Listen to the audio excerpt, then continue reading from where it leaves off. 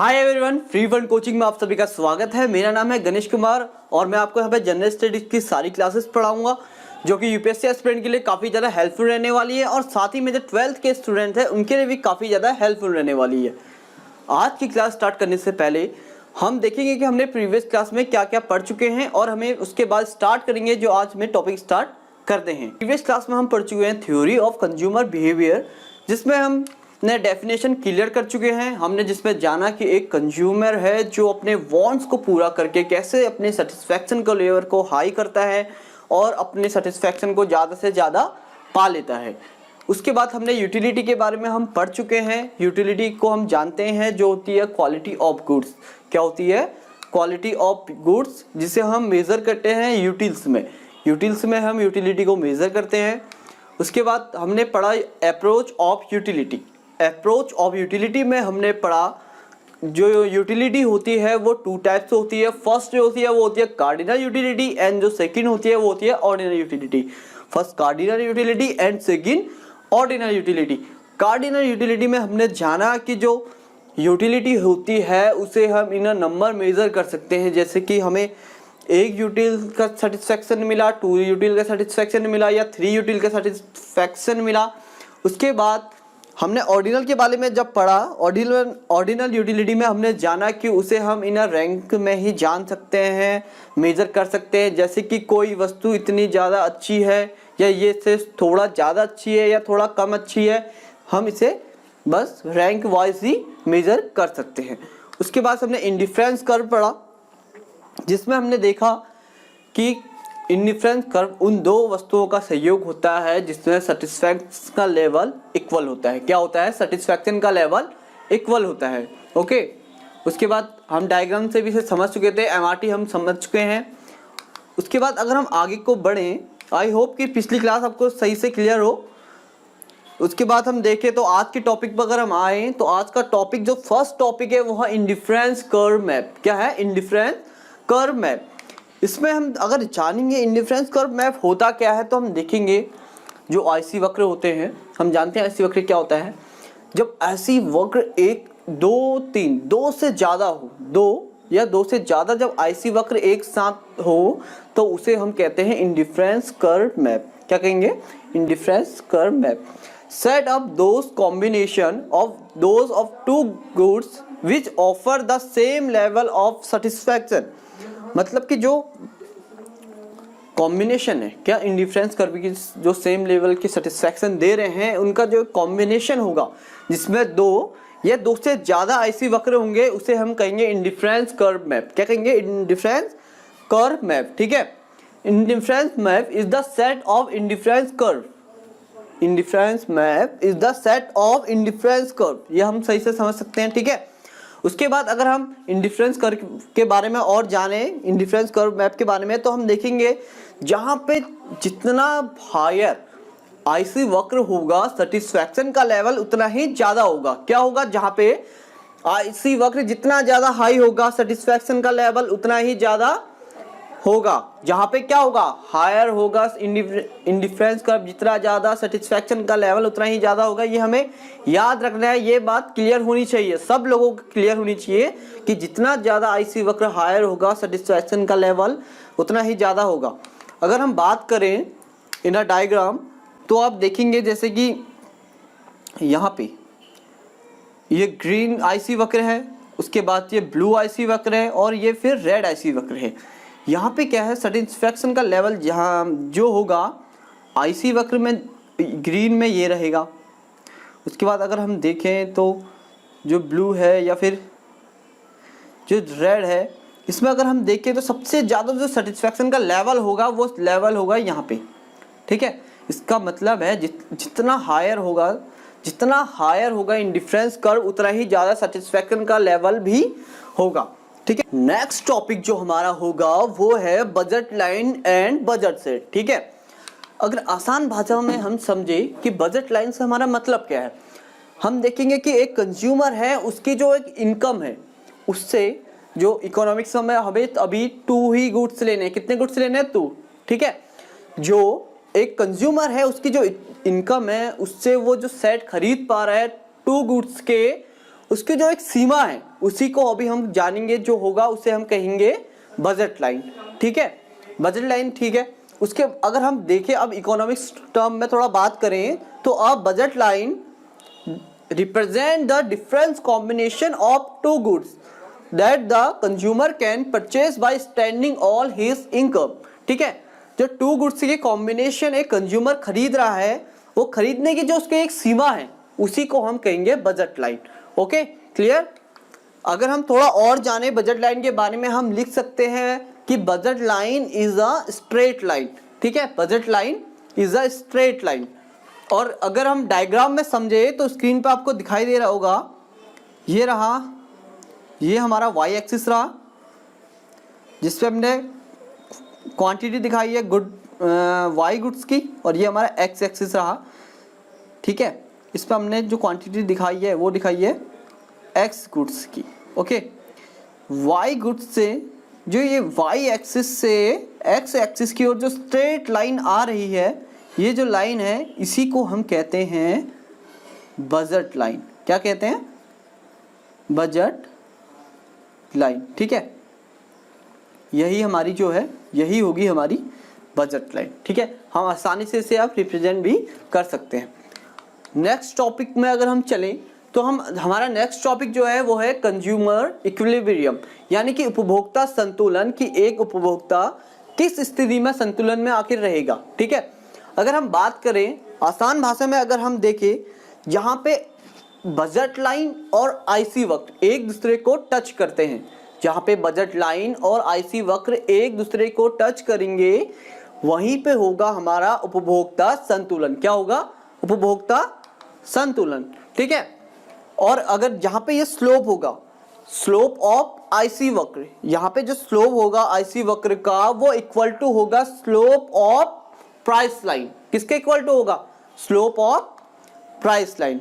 ठीक है, और जो इंडिफरेंस कर्व होगा, indifference curve is marginal rate of substitution at slope of price equal to P X, यानी price of X upon price of Y, P Y, P X upon P Y.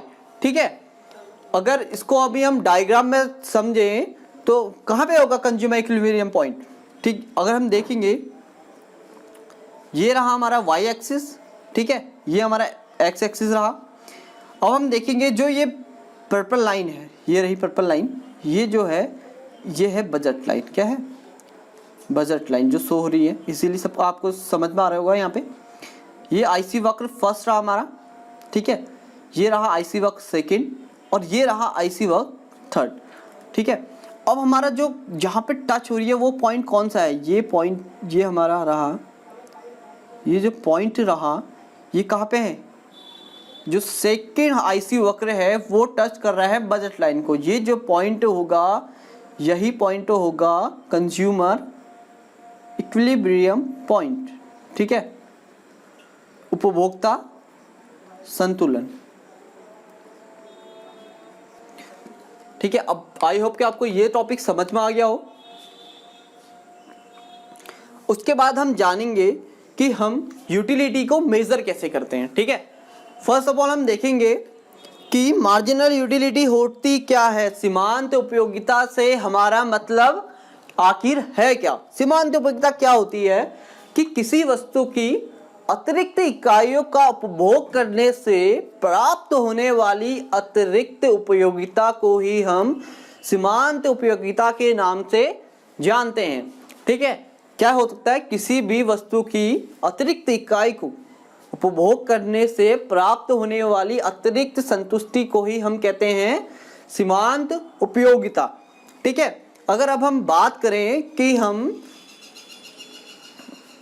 सीमांत उपयोगिता को हम calculate, marginal utility को हम calculate कैसे कर सकते हैं। ठीक है, तो हम कैलकुलेट के लिए हमारे पास फॉर्मूला है mu is equal to TUN minus TUN minus 1, यानी हमें TU लेना है, उसके बाद माइनस करना है जो उससे पहले का एक जो उससे पहले की वैल्यू है TUN माइनस 1। ठीक है, जैसे कि अभी जो वैल्यू होगी हम मान लेते हैं TU हमारे पास 10 है और उससे पहले की जो वैल्यू है TUN माइनस 1 वो 8 है, तो इक्वल टू क्या हो जाएगा, इक्वल टू हो जाएगा 2। तो ये हमारा क्या रहेगा, ये रहेगा हमारा मार्जिनल यूटिलिटी। क्या रहेगा, मार्जिनल यूटिलिटी। समझ रहे हो, ठीक है।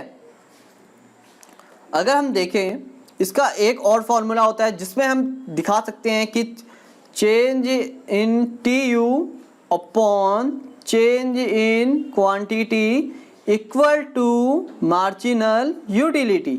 Okay, clear. Marginal utility I hope समझ गए हो कि किसी भी वस्तु की अतिरिक्त इकाई का उपभोग करने से प्राप्त होने वाली अतिरिक्त संतुष्टि का जो स्तर हमें प्राप्त होता है उसे ही हम कहते हैं मार्जिनल यूटिलिटी।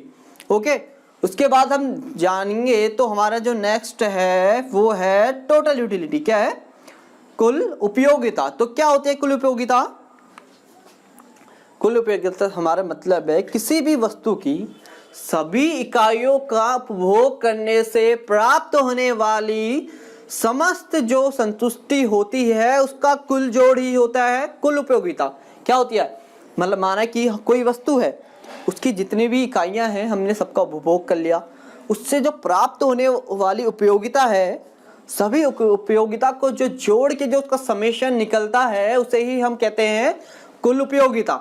ठीक है, कुल उपयोगिता का अगर हम फॉर्मूले की बात करें तो TU इज इक्वल टू होता है समेशन MU, यानी कि MU से मतलब मार्जिनल यूटिलिटी। क्या है मतलब, मार्जिनल यूटिलिटी। ठीक है, हमें क्या करना है, TU निकालने के लिए हमें सभी MU को प्लस कर देना है। समझ गए, ठीक है। इससे जो हमारा जो निकलेगा कैलकुलेट क्या होगा, वो होगा टोटल यूटिलिटी। ओके, उसके बाद अगर हम बात करें, अगर हम एग्जाम की बात करें, ठीक है, एग्जाम की अगर बात कर रहे हैं हम, तो हम देखेंगे कि एग्जाम में सबसे ज़्यादा जो क्वेश्चन आता है इस चैप्टर से वो एक क्वेश्चन ये भी बनता है कि relation between TU and MU, यानी कि कुल उपयोगिता और सीमांत उपयोगिता के बीच संबंधों को दर्शाइए या बताइए, कुछ भी आ सकता है। तो इसे जो बताने का एक आसान वे है, मैं आज आपको वो बताऊंगा अभी यहाँ पे। सबसे पहले हमें क्या करना है, अगर मानिए 3 नंबर में ये क्वेश्चन आ रहा है या 5 नंबर में भी 6 नंबर में आ सकता है, तो उसमें हम लिखेंगे सबसे पहले क्या लिखेंगे, हम कुल उपयोगिता की डेफिनेशन लिख देंगे जो हमें आती है। ठीक है, उसके बाद हम मार्जिनल यूटिलिटी की भी डेफिनेशन लिख देंगे। उसके बाद हम एक टेबल बनाएंगे। ठीक है, उस टेबल के जरिए, जैसे यहाँ पे एक टेबल शो हो रही है, हम इस टेबल को बता सकते हैं और इसमें एक दो रिलेशन हम बताएंगे कि जब मार्जिनल यूटिलिटी घट रही है मगर पॉजिटिव है, ठीक है, जब मार्जिनल यूटिलिटी घट रही है मगर पॉजिटिव है, उस समय टोटल यूटिलिटी बढ़ रही है। ठीक है, बढ़ रही है, ये हमारा फर्स्ट पॉइंट रहेगा। ठीक है, सेकंड पॉइंट हमारा रहेगा जब मार्जिनल यूटिलिटी 0 है। क्या है, मार्जिनल यूटिलिटी 0 है, उस समय जो TU है वो सबसे ज़्यादा है। TU क्या है उस समय, सबसे ज़्यादा है। ठीक है, उसके बाद हम देखेंगे जब मार्जिनल यूटिलिटी माइनस है, उस समय से जो TU है वो भी घटना प्रारंभ कर जाता है। ठीक है, अब इससे हम डायग्राम में और भी अच्छे तरीके से समझ सकते हैं। ये रहा हमारा डायग्राम, ये जो नीचे है ये है MU का, मार्जिनल यूटिलिटी का। ठीक है, मार्जिनल का है, और ऊपर जो है ये टोटल का है। क्या, टोटल, क्या, टोटल यूटिलिटी का। ठीक है, अब हम इसमें देखेंगे जब मार्जिनल यूटिलिटी घट रही है मगर पॉजिटिव है, उस समय जो हमारा TU है वो बढ़ रहा है, मगर कैसे बढ़ रहा है, घटती हुई दर से बढ़ रहा है। ठीक है, जब मार्जिनल यूटिलिटी हमारी 0 है उस समय कुल उपयोगिता क्या है, सबसे ज़्यादा है, और सबसे ज़्यादा है इसी को, ये जो सबसे ज़्यादा वाला पॉइंट रहेगा इसी को हम कहते हैं सैचुरेशन पॉइंट। ठीक है, एक क्वेश्चन ये भी आता है कि सैचुरेशन पॉइंट क्या होता है, तो हम लिख सकते हैं जब मार्जिनल यूटिलिटी 0 हो और कुल उपयोगिता सबसे ज़्यादा जहाँ पे होती है उसी पॉइंट को हम कहते हैं सैचुरेशन पॉइंट। ओके, उसके बाद जो थर्ड पॉइंट था हमारा वो है जो मार्जिनल यूटिलिटी जब नेगेटिव होगी, जब घटना माइनस में चले जाएगी, उस समय कुल उपयोगिता घटना प्रारंभ कर देती है। ठीक है, इतना अगर क्लियर हो गया हो तो इसके बाद हमने क्या कर दिया, हमने डेफिनेशन दे दी है, टेबल में समझा दिया है, उसके बाद हमने फिर अपने डायग्राम को भी डिफाइन कर दिया है, उसके बाद हम कंक्लूजन की बात भी कर सकते हैं। ठीक है, टीयू एमयू के रिलेशन लिखते समय जो हमारा आखिरी पॉइंट रहेगा, ये रहेगा डिक्लेरेशन, जो हमने पूरा जो लिखा हुआ है आंसर, इसको उसके बाद हम इजीली अपने कोड लैंग्वेज, अगर मानो कि 3 नंबर में क्वेश्चन आता है तो आप इसको साइन का यूज करके इसको लिख सकते हैं। अगर 6 नंबर में ये क्वेश्चन आता है तो हमें इसे डिफाइन भी करना होगा। ठीक, टीयू एंड एमयू रिलेशन के बाद अगर जो हमारा आखिरी पॉइंट रहेगा वो रहेगा कंक्लूजन, जिसमें हमें ये लिखना पड़ेगा कि हमने पूरा जो थ्योरिकल पार्ट है, जिसपे हमने डायग्राम भी डाल दिया है, फिर टेबल भी डाल दिया, आखिर इसका कंक्लूजन है क्या, जो एग्जामिनर के लिए आसान रहेगा उसे पढ़ना। ठीक है, अगर ये क्वेश्चन जो है 3 नंबर में आता है तो हम इसे इजीली साइन का यूज करके लिख सकते हैं। अगर ये 6 नंबर में आता है तो हमें इसे पूरा डिफाइन करना पड़ेगा। ठीक है, अगर मैं आपको बताऊं तो हम लिख सकते हैं जैसे कि जब एमयू पॉजिटिव है, ठीक है, उस समय जब लिखेंगे हम, जब टीयू एमयू घट रहा है मगर पॉजिटिव है, तब TU increase at diminishing rate, यानी कि जो टीयू है इंक्रीज बढ़ रहा है, कैसे, घटती दर पे। ठीक है, सेकंड पॉइंट जो हमारा रहेगा, ये फर्स्ट पॉइंट हो गया। सेकंड पॉइंट रहेगा जब मार्जिनल यूटिलिटी 0 है, मार्जिनल यूटिलिटी 0 है, तब टीयू मैक्सिमम एंड कांस्टेंट रहेगा।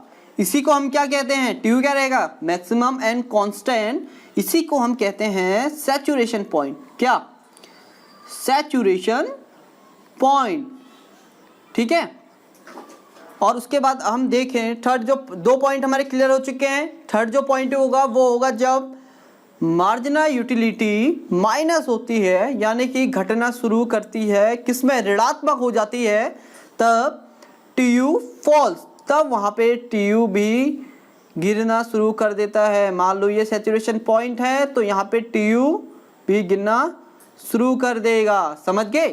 ठीक है, इसके बाद फोर्थ पॉइंट हम डाल सकते हैं, जो कि आपको पता होना चाहिए कि जो एक मार्जिनल यूटिलिटी होती है, मार्जिनल यूटिलिटी पॉजिटिव भी हो सकती है, नेगेटिव भी हो सकती है और 0 भी हो सकती है। क्या, marginal utility positive, negative and 0 तीनों हो सकती है, but TU is always positive. ये एक बहुत बड़ा फैक्ट है कि टीयू हमेशा पॉजिटिव ही रहती है, ना ही नेगेटिव होगी एंड ना ही 0 होगी। ठीक है, क्लियर? अगर टीयू एंड एमयू रिलेशन आता है तो हम ये सारे पॉइंट लिखेंगे। क्लियर? ठीक है, उसके बाद हमारा एक जो बचा हुआ था वो है, टॉपिक जो बच गया था वो है बजट सेट। क्या है? बजट सेट है। ठीक है, तो बजट सेट होता क्या है, आसान भाषा में बताऊं, जो एक कॉम्बिनेशन जो होते हैं, मैंने आपको बताया था किसमें, बजट लाइन में, जो एक उपभोक्ता कॉम्बिनेशन को खरीदता है, वो जो कॉम्बिनेशन है बने हुए हैं 2 गुड्स के, वही है बजट सेट। ठीक है, इकोनॉमिक्स टर्म में अगर आप बात करें तो होगा the set of all possible combination of 2 goods which a consumer afford given his income and price in the market, यानी कि जो मार्केट का प्राइस रेट है उस पे उपभोक्ता अपने इनकम को खर्च करके जो 2 गुड्स का जो सेट खरीद रहा है। ठीक है, नेक्स्ट टॉपिक जो हमारा छूट चुका था, ये पहले का टॉपिक था, ये है बजट सेट। ठीक है, बजट सेट से हम क्या समझते हैं, अगर आसान भाषा में मैं आपको बताऊं तो बजट लाइन में जो हमने डिस्कस करे थे, जो कॉम्बिनेशन हमने जो एक कंज्यूमर को खरीद रहा था, किसके 2 गुड्स के जो कॉम्बिनेशन खरीद रहा था, वही जो कॉम्बिनेशन है उन्हीं को हम कहते हैं बजट सेट। इसका मतलब है कि एक कंज्यूमर अपने बजट में वो सेट खरीद पा रहा है, जो उसे ही हम कहते हैं बजट सेट। ठीक है, इकोनॉमिक्स टर्म की अगर बात करें तो हम उसमें कहेंगे the set of all possible combination of 2 goods which a consumer afford given his income and price in the market, जो मार्केट के जो प्राइस है उन गुड्स के, उसे जो उपभोक्ता है अपनी इनकम खर्च करके खरीद पा रहे हैं वो सेट को, वही जो सेट है वो है बजट सेट। ठीक है, क्लियर है। अगर हम इन टेबल में मैं आपको समझाऊं तो क्या यहाँ पे दिया हुआ है जो बजट है वो कितने का है, 50 रुपीज का दिया हुआ है, ये रहा 50 रुपीज। ठीक है, हमें दो चीजें यहाँ पे जो दी हुई है गुड्स, वो है first gel pen and second dot pen. ठीक है, जेल पेन की जो प्राइस है वो पर पीस कितना है 10 एंड डॉट पेन का कितना है 5 रुपीज। ठीक है, अब कॉम्बिनेशन ए की हम बात करें, कॉम्बिनेशन ए में जो क्या है, जेल पेन हमने 0 खरीदे हैं। ठीक है, तो हम क्या डॉट पेन 50 रुपीज में कितने खरीद पाएंगे, अगर पर पीस 5 रुपए का है तो 10 खरीद पाएंगे। ठीक है, इसी में कॉम्बिनेशन बी में अगर हमने बात करी, इसमें हम देखेंगे जेल पेन की जो संख्या है 1 है, यानी कि हमारे कितने रुपए खर्च हो चुके हैं 10 रुपीज खर्च हो चुके हैं। बचे कितने 40 डिवाइडेड बाई 5 तो इक्वल टू कितना 8 डॉट पेन खरीद सकेंगे। तो ये क्या है सेकंड कॉम्बिनेशन, यानी कि कॉम्बिनेशन बी हमारा ये बन चुका है। ऐसी है सी कॉम्बिनेशन भी है, फिर डी है, ये ई है, फिर एफ है। ये जो कॉम्बिनेशन है इसी को हम कहते हैं बजट सेट। क्या कहते हैं बजट सेट। ठीक है, आई होप कि आपका ये चैप्टर इजीली एकदम आसान भाषा में आपको समझ आ गया हो। आपको कोई भी इकोनॉमिक्स के डाउट है तो आप इस चैनल पे पूछ सकते हैं, मैं आपको बताऊंगा। ठीक है, पूरी हेल्प करेंगे, ये चैनल आपकी पूरी हेल्प करेगा। ओके, अगर आप व्हाट्सएप